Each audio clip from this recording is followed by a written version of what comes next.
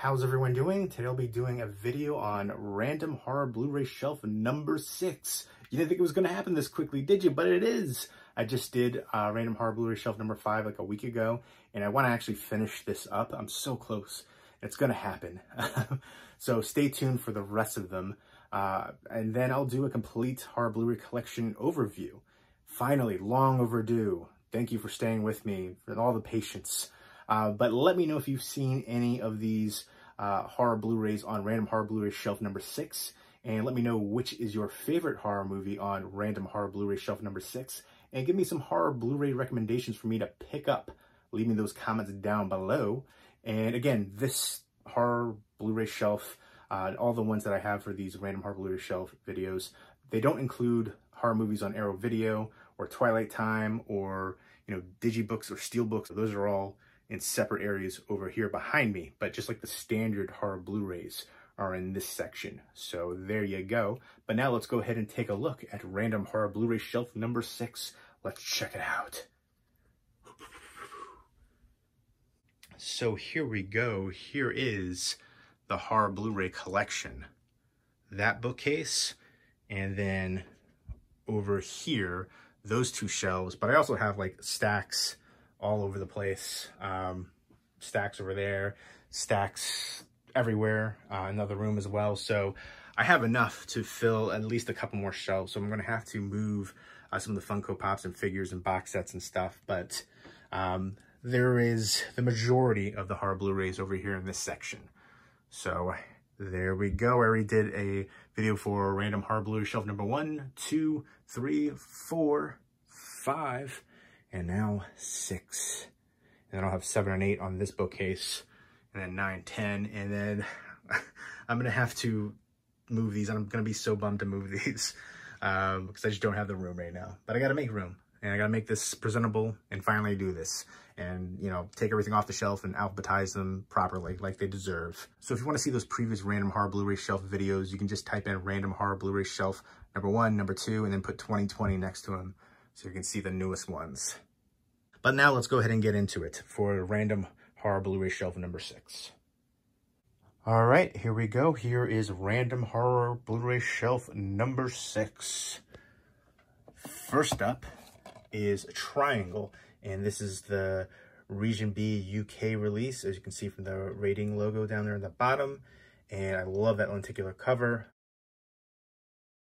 I dig it. I wish there would have been a lenticular cover for this in the US. The US Blu-ray is long out of print and goes for a decent amount of money. I'm hoping somebody, maybe Scream Factory or Arrow Video, would release this and give it a proper collector's edition. I think it's so underrated and atmospheric, and the ending is always like a punch in the gut to me.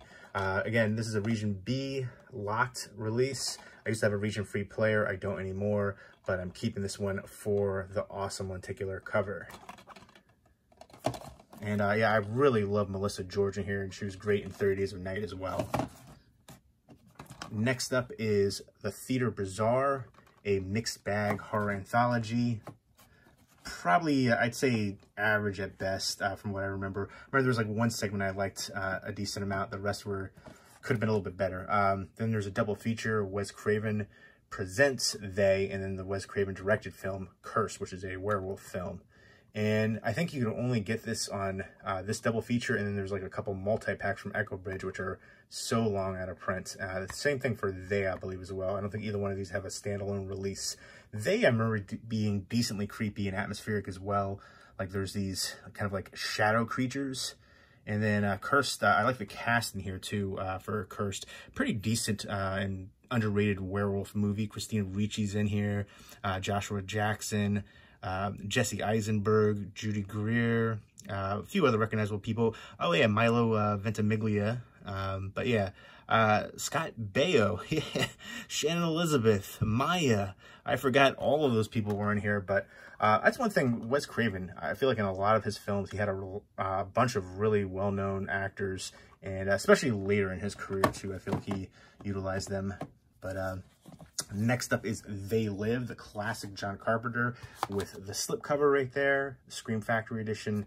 I love the heck out of this film. Again, John Carpenter was one of my favorite directors growing up as a kid. Probably watched his movies more than any other director when I was younger. John Carpenter's The Thing is my all-time favorite movie, but, you know, Big Trouble in Little China, his whole filmography is just so iconic and amazing, especially when I was younger. I wasn't a big fan of The Ward, and even Ghosts of Mars. I enjoyed that one. It's, you know, probably one of my least favorite, The Ward being my absolute least favorite from John Carpenter. But let me know what your favorite John Carpenter movie is and your least favorite John Carpenter movie. And I love that artwork right there. It's so amazing. There's the Dude Designs. Kind of a take on like the Dude Abides. But yeah, I dig the heck out of this one. I thought both Roddy Piper and Keith David played off each other very well and played their parts just excellently. Next up, speaking of John Carpenter's The Thing, I still get questions about this on my video I did for it. This is a custom slipcover.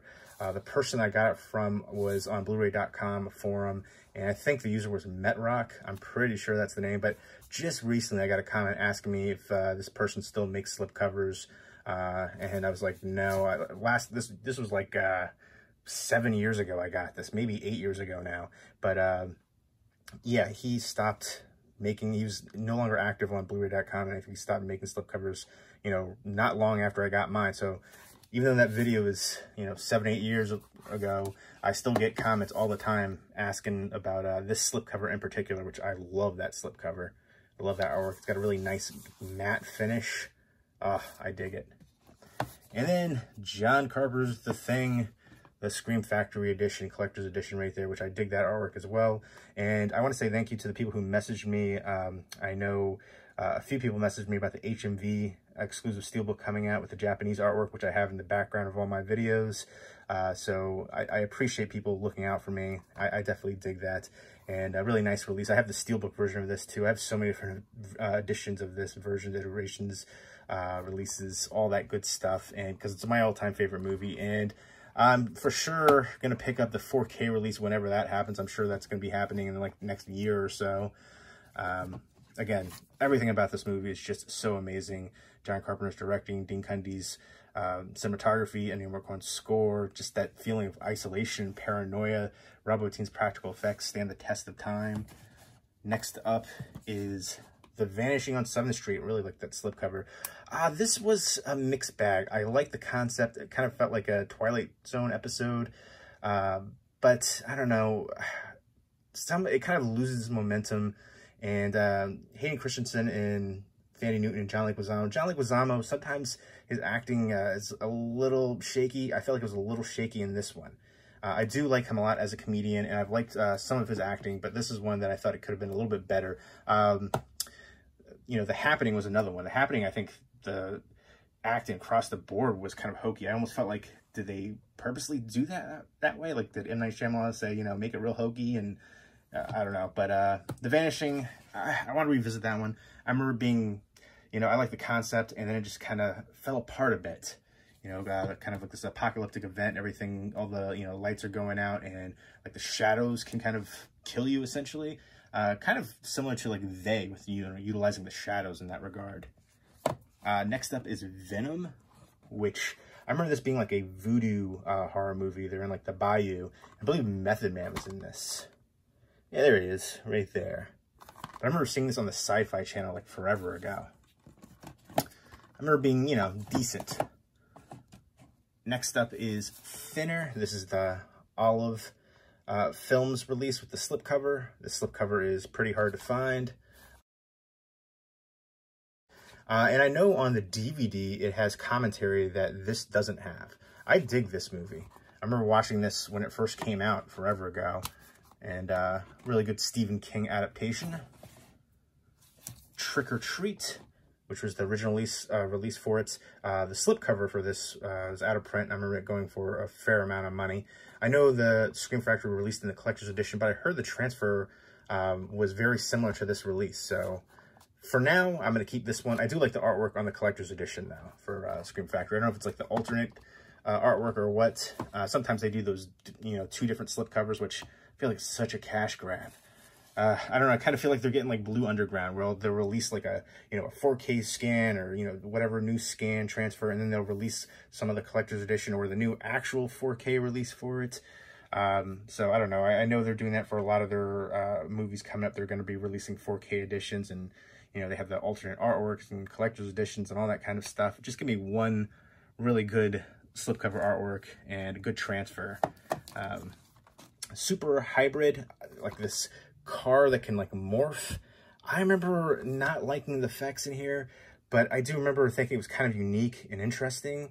Yeah, this car's like killing people. It can, I don't know, it can transform into things. It's been a long time since I've seen it, and I had a few recognizable people in here.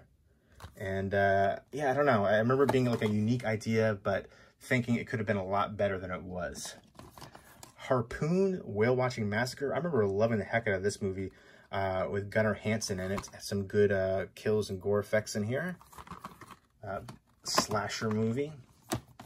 Next up, speaking of slasher movies, Texas Chainsaw Massacre, the remake, which I think is unfairly criticized. I think it's actually an amazing film, an amazing remake. The original Texas Chainsaw Massacre, you know, was revolutionary, but I don't know, I find this one to be actually scarier, more filled with tension, and, you know, I love the blood and the gore. The original didn't have much blood at all, so, yeah, I don't know, I dig the heck out of this one. I don't know, it gets a lot of criticism, I think, kind of just because it's a remake, and people just hate on remakes just blindly. But, yeah, the original Texas Chainsaw Massacre, you know, it's not my favorite in the franchise. I appreciate it, and, you know, Tobe Hooper, of course, that, you know, changed a lot, you know, for especially, you know, low-budget films and horror, but for me, I think my favorite of the franchise is Texas Chainsaw Massacre 2, and then I think I like, you know, I might like the beginning the best out of the whole franchise. Again, tons of tension and gore, and just, oh, God, just palpable tension. This is Texas Chainsaw Massacre at the beginning. This is the Canadian release right here. So, had to pick that up, unrated. But I love the heck out of both of these. And then I think, I don't know, I love Texas Chainsaw Massacre 3 too, a lot. I think that one's kind of underrated. The only ones I didn't really care for, which is this one. And, you know, this is like the only one in the whole franchise. Even the new generation with Matthew McConaughey and Renee Zellweger, you know, that was kind of hokey and cheesy fun. But this one, to me, I thought was the only one that I really didn't love. I thought it had some good aspects to it. I didn't really like the look of, it had like some kind of like, almost like facial hair coming out, little like flavor saver poking out of the mask, something like that. And then the worst line in horror movie history, do your thing, cuz I just cringe thinking about that scene and that line. But yeah, I don't know, a few recognizable people. I remember Trey Songz is in here. The singer. And I remember people were like praising his performance, I guess his fans essentially, because his performance wasn't anything special in here, but I do like the lenticular slipcover. I want to give this one another chance. It's been a while since I've seen it, but that was like my least favorite of the franchise. It wasn't necessarily terrible, but there were some terrible aspects to it. Next up is Thaw, which I remember getting this because it, you know, it's supposed to have like a snowy setting in there, but I remember a lot of it was like inside, and there's like some kind of parasite, but they're inside like a little, I don't know, kind of like, not necessarily huts, but like little work areas, essentially. It has Val Kilmer in it, and I remember being decent. Some of the effects could have been better. This one right here is double feature of TerrorVision and The Video Dead. I personally wish both of these had a standalone collector's edition release. I think they both deserve it. I think they have, you know, fan following. Video Dead and TerrorVision, I'm a big fan of both. In fact, I was such a big fan that I ended up getting, before this release, the Video Dead bootleg right there, which I still keep just because, you know, bootlegs aren't cheap. I think people have this misconception. Like, if you're getting like a bootleg of a new movie or something like that, you can get people in, you know, New York City or something like real dirt cheap. But for like a collector's bootleg for a horror movie, usually it's like 25 bucks. If you go to conventions too, they'll sell bootlegs there, you know, anywhere between 15 and 25 bucks, depending on, you know, the format and what it is.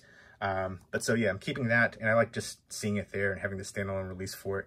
But yeah, both of these deserve a collector's edition standalone release. Love the heck out of both of those. And yeah, let me know what your favorite Texas Chainsaw Massacre movie is in the franchise, and your least favorite in the franchise. I even like the, the last one with Leatherface. Something a little bit different and unique. And, that whole storyline, the family, it's all scrambled up, but still dig it as a franchise. Next up is House of Thousand Corpses. By far my favorite Rob Zombie movie. Let me know what your favorite Rob Zombie movie is. And signed up by Sid Haig. And in fact, I was able to get another one signed up by Sid Haig. And then also by Robert Mukes, who played Rufus. I was able to meet Sid Haig a couple times. Super nice guy. Very fan-friendly and just awesome. And definitely, a sad loss for the horror community. And, just that character, Kevin Spaulding, is so iconic. But he was just so awesome to meet. And I remember I got him to sign a few different things. Spider Baby, I got to talk to him about that. It was cool to just hear him talk about, filming that. And he was just so awesome. He would do all the conventions. But love the heck out of that film. One of the creepiest films for me ever. Just dig that. One I try to watch every Halloween or around Halloween too. Next up is House of Wax, which gets a lot of flack, but I dig the heck out of it. I thought it was a fun ride. Some good kills in there too, with Alicia Cuthbert, Chad Michael Murray, Paris Hilton. I think, a lot of people just hate Paris Hilton especially, so they were just kind of like hating on this. And yes, it is a remake, but the Vincent Price House of Wax movie is also a remake, and I think a lot of people don't know about that. I remember there was like a Facebook horror group, and they were talking about, best horror remakes, and I said, the Vincent Price House of Wax movie.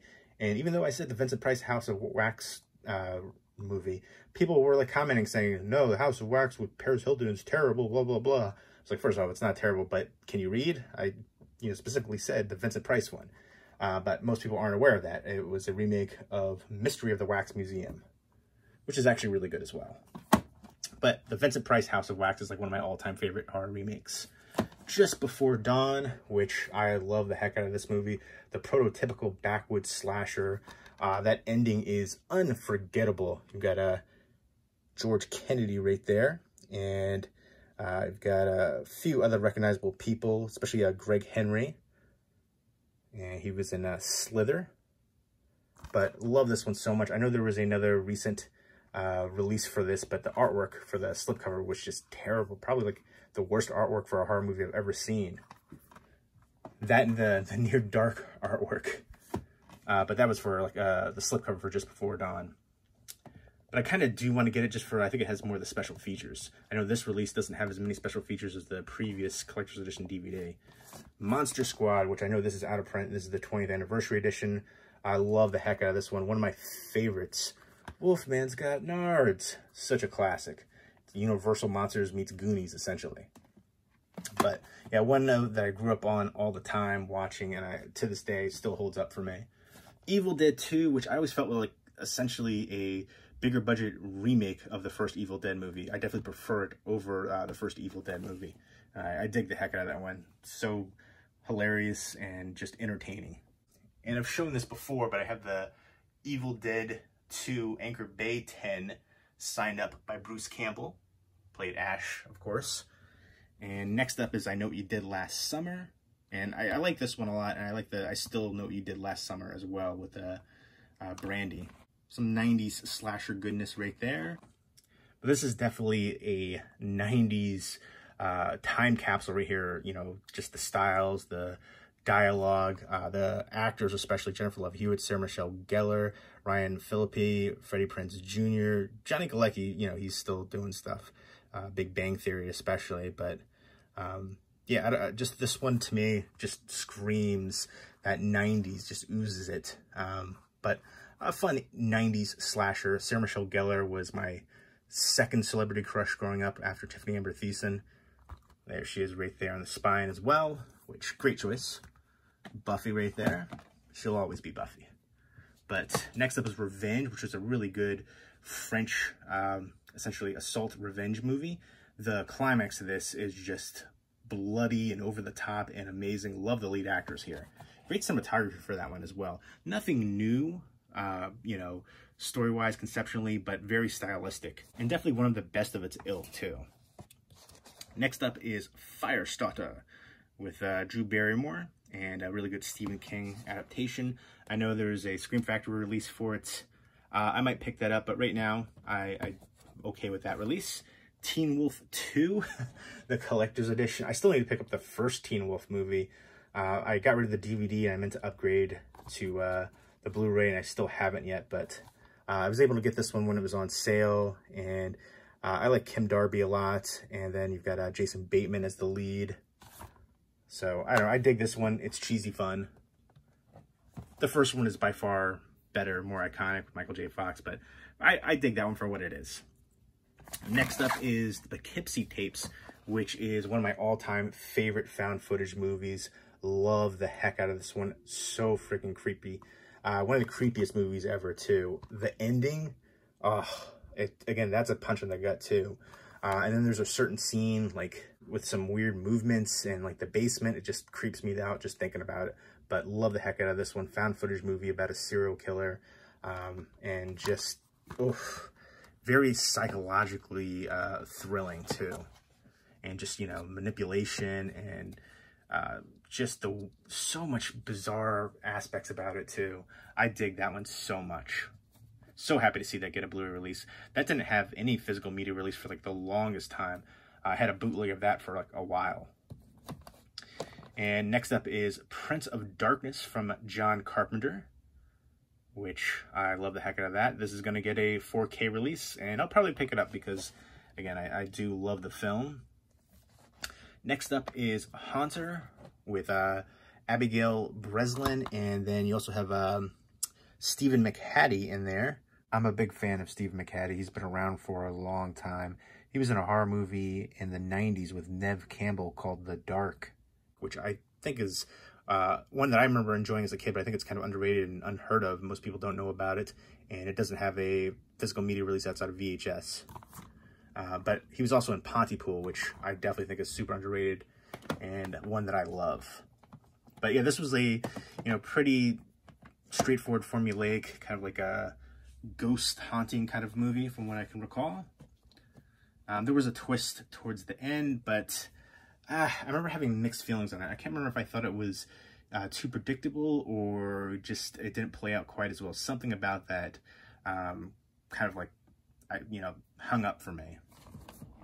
Next up is The Others, which is a adaptation from The Turn of the Screw. Also, The Innocence is another adaptation of The Turn of the Screw, and this apparently is going to get a remake, The Others, and this is directed by Alejandro Amenabar, right there, and I thought this was amazing. One of my favorite, ghost movies ever now. Let me know what your favorite ghost movie is. But this is one where I predicted the twist to it, but I still thought it worked extremely well. Next up is Otis, which kind of like a crazy serial killer revenge movie, kidnapping revenge movie. The cast in here is awesome. Some really good comedic aspects to it too. Daniel Stern, Kevin Pollak. Next up is another one that I think is super underrated, The Ruins, which group of friends are on vacation, and they get this guy who says, oh, you want to find something really cool, unique, let's go to these ancient ruins. And they go there and they can't get off of the ruins because all the local villagers won't let them. They have guns and threatening to shoot them, and there's these plants, and it's crazy and wild and unique. Some good gore effects in there too. I love this film so freaking much, and one that I just find to be so underrated. Doesn't get enough love or recognition that it deserves. Next up is Rare Exports, which is a Finnish movie. I think it's more of a thriller than horror per se, but I do remember there's a lot of old man balls in this, and that was the most horrifying aspect of this. But a really nice release from Oscilloscope. And they have that digipack kind of design with the outer slipcase. But yeah, it's basically kind of, Finnish folklore of, Father Christmas and just all the craziness. There's some good humor in there as well. Next up is Rec 3.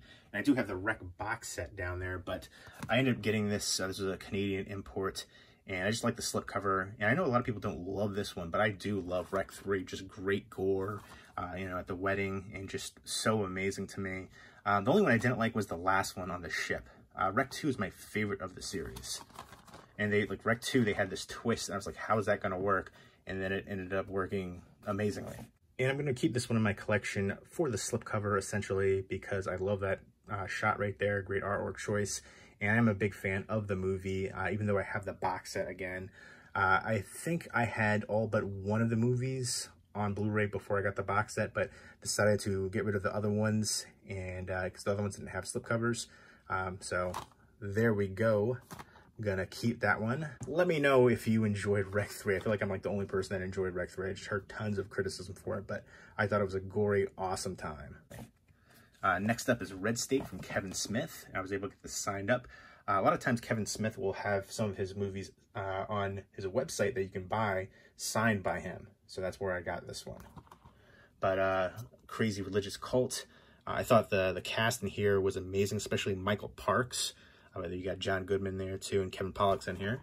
But love this one, and one that I think to be underrated too. A lot of underrated ones on this one, on this shelf right here. Next up is The Road, which is a Filipino horror movie. Really good atmosphere in here, kind of dealing with a crime that happens. There's these kids that disappear on this weird road, and then you kind of find out more, and it kind of unravels.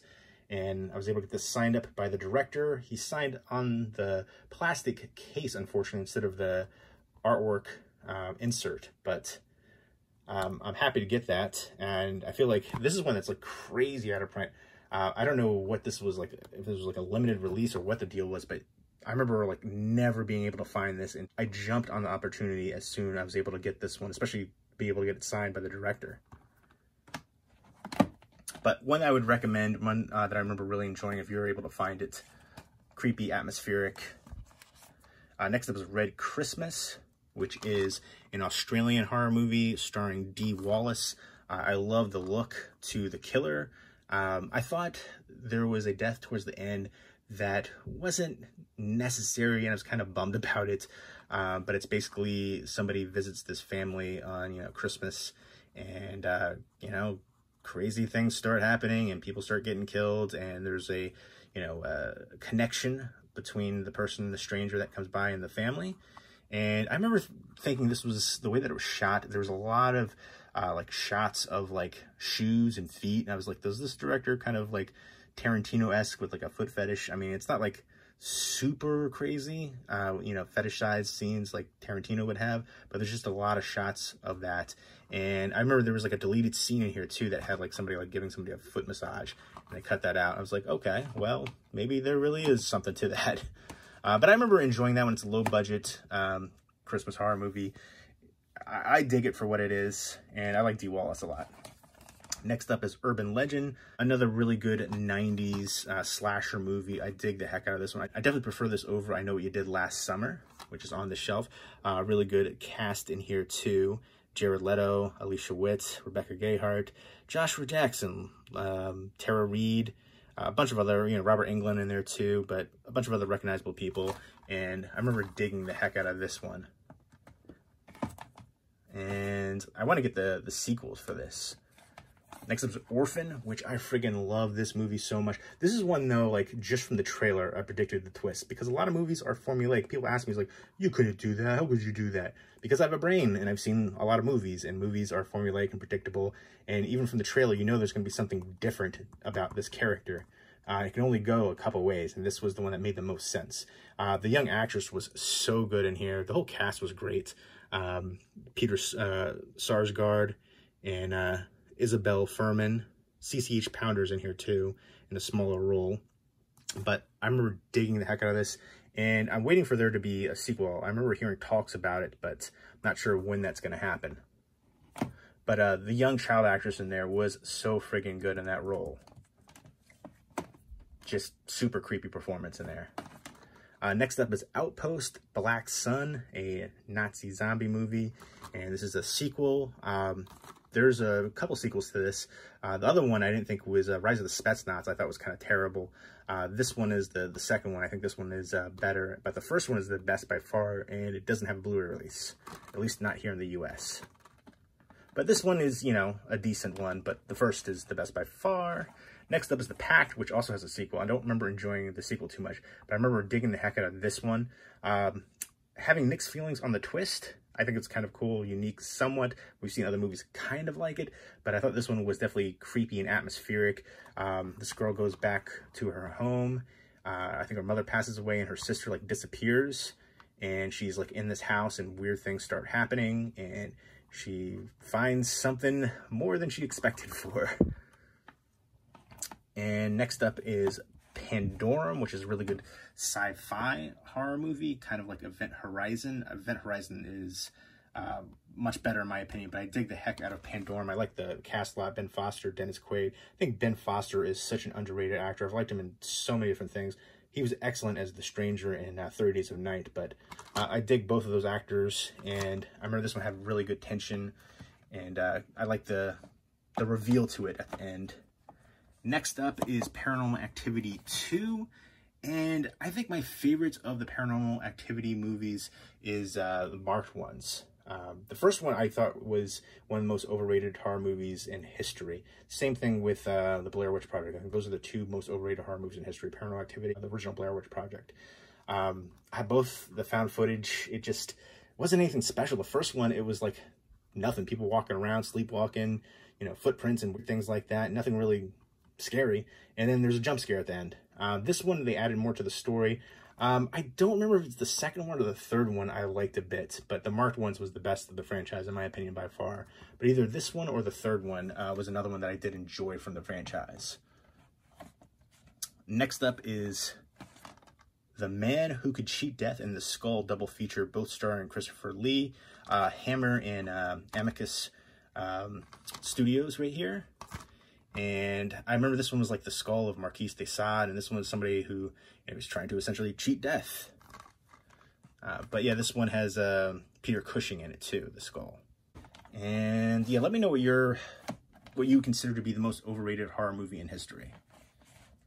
Next up is Wolf Cop, which is so fun. And Wolf Cop 2 is a lot of fun as well. Very self-aware, and I think if you like the first Wolf Cop movie, you'll definitely enjoy the sequel. And I actually got to interview the director, Lowell Dean, for Wolf Cop 2, which I still have to upload that. I had to edit it, and I should do that soon, because that was a really cool opportunity. But this is just cheesy fun about a cop turning into a werewolf, and just so ridiculous and entertaining and just a blast. Love the heck out of that one. Next up is Mutants, which this is a German release. This is region locked, unfortunately. Again, I used to have a region free player. I don't anymore. But this is such an underrated film. It has a DVD release here in the US. Would highly recommend the heck out of this one. It's a French zombie movie. There's an outbreak, and this girl right there, she is trying to seek safety with this guy right there, and she ends up being pregnant, and I think that kind of adds to some of the tension as well. But he's turning, and they like seek refuge in this like abandoned building, and there's some snowy setting to it as well, which I always dig that. I love horror movies with a snowy setting. I say that all the time. There should be more, especially a Friday the 13th in the snow. I know there's going to be Never Hike Alone in the Snow coming out soon, which is a fan-made film. But I remember this one being really tense, atmospheric, some good gore effects in here too. So definitely check out Mutants, which is, again, a French infected zombie movie. Next up is 3 films in the Gamera collection. I think these 2 were like out of print for a while, but now I know there's like the Gamera box set. And this is the Gamera trilogy, Guardian of the Universe, Attack of the Legion, and Revenge of Iris. Which, to be honest, I've only seen like a couple of these movies, and it's been so long. I need to sit down and watch all of them. The giant monster movies, in the vein of like Godzilla and stuff like that.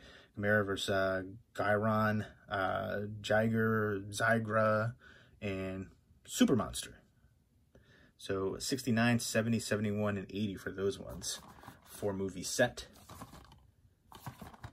And next up is another of the Gamera 4-movie collection from 65, 66, 67, and 68.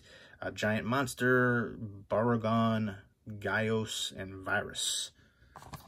So yeah, we got the Giant Monster, and what was the one on this one? let's take a look again. The last one here was Super Monster. So Super Monster and Giant Monster. And then next up are two Jorg Buttergeist, I think his name was right here. Releases for Necromantic and then Necromantic 2. This is from Cult Epics. And I know there's like Arrow video box sets in the UK. These are definitely uncomfortable watches.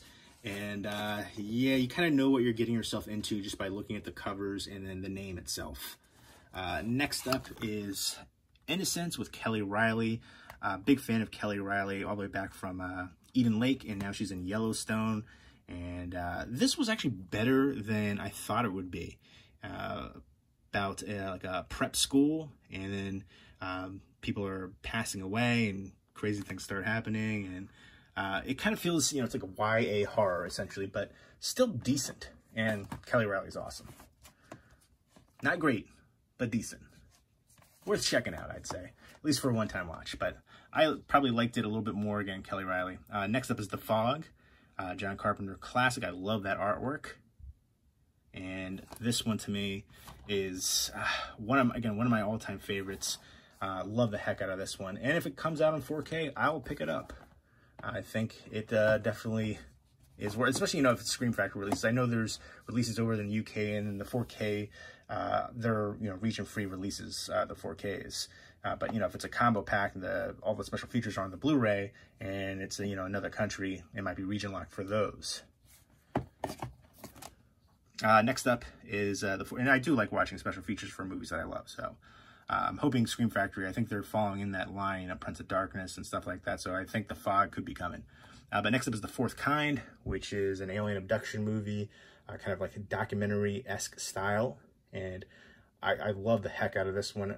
I love the slipcover for it too. Very happy to get the slipcover for it. But this to me is one of the creepiest movies ever. I'll never look at owls the same way. Set in Alaska. And alien abduction is like the subgenre that freaks me out the most. Alien abduction, evil killer kids, dolls, mannequins, stuff like that. And then now I've realized, you know, old people, The Visit, and then The Taking of Deborah Logan. But yeah, super freaking creepy. Love the heck out of that one. Still gives me chills. Next up is Friday the 13th Part 3, 3D, signed up by Richard Brooker, who played Jason. I got this a little bit before he passed away, so very happy to have this, and I definitely liked him a lot as Jason. So this is the first one where he gets his hockey mask. The first one was the mother, the second one was the baghead, so very iconic film. And again, very happy to have that in my collection. And I know the recent box set just came out, and I've already heard there's been some, you know, a couple little issues here and there for the box set. Scream Factory, their quality control is not that great. They've had a lot of issues with the releases. I feel like there's a lot of blind fanboying going on with that, with, you know, their company in general. But sometimes you have to be held accountable, you know, quality control issues. But also, I feel like a lot of times people nitpick too. Like some of the things that people are complaining about, like, you know, it's so minute. But there are a couple of things that I can definitely see being an issue. So yeah, you know, if you got the new Friday the 13th box set, look into that for the issues they have. They're going to do a disc replacement thing with, I don't know, I think there was like 3 different films affected. You know, like one was missing like the audio, another one was missing like a gore scene, and I don't know, there's something else, maybe like an audio issue in another one, but just real quick shots. Next up is Father's Day from Astron 6. This is the 4-disc collector's edition right there. 2 DVDs, a Blu-ray, and then the CD, and limited to 5,000 copies. This was so ridiculous and over the top and so much freaking fun.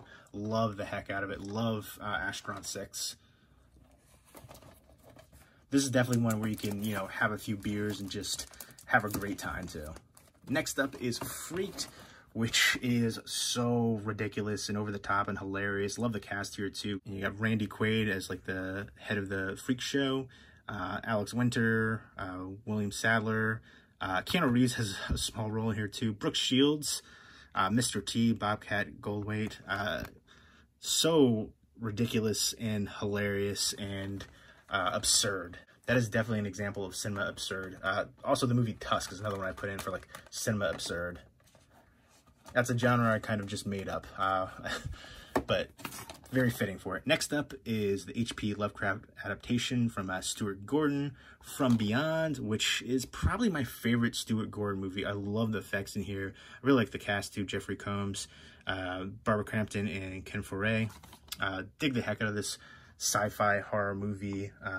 Again, the visuals in here are just so creeptastic, and I love that slipcover too. Another early Scream Factory slipcover release. So there we go. That is the Random Horror Blu-ray Shelf number 6. A lot of underrated horror movies on there, in my opinion. So there we go. There was Random Horror Blu-ray Shelf number 6. If you've seen the movies on Random Horror Blu-ray Shelf number 6, definitely let me know what you think of them. And let me know what your favorite movie on Random Horror Blu-ray Shelf number 6 is. And let me know if you have any horror Blu-ray recommendations for me to pick up. Leave me those comments down below. And I hope everybody's doing well.